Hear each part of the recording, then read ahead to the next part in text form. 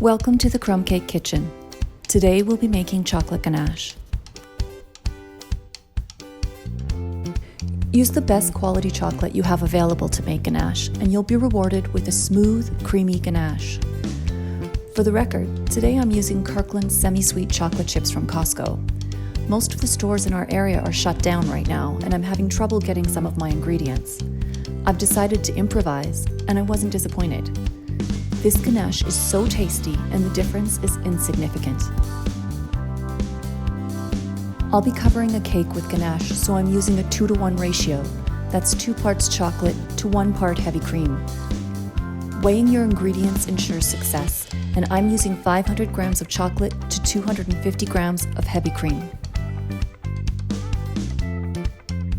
I put my chocolate in a heat-proof bowl in case I need to reheat it a little later.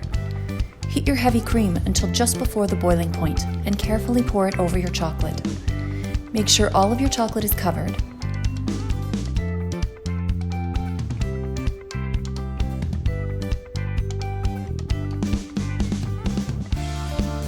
Cover it with a lid and let it sit undisturbed for about 5 minutes.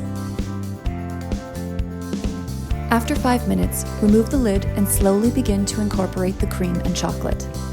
I like to use a whisk, but some prefer a spatula or spoon as it doesn't add extra air.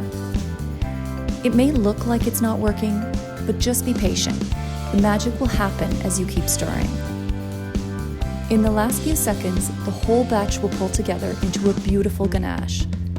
Keep stirring for a few more seconds though, until all of the chocolate is melted.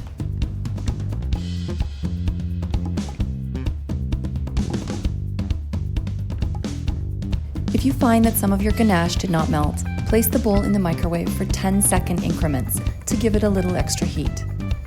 At this point, you can use an immersion blender for a few seconds to ensure a smooth and silky mixture, but I rarely do this.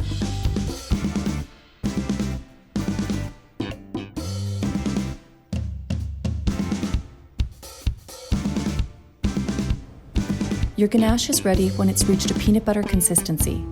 Give it a good stir, and you're ready to go. To see more tutorials like these, please subscribe, like this video, and ring the bell for future notifications. Thank you for watching.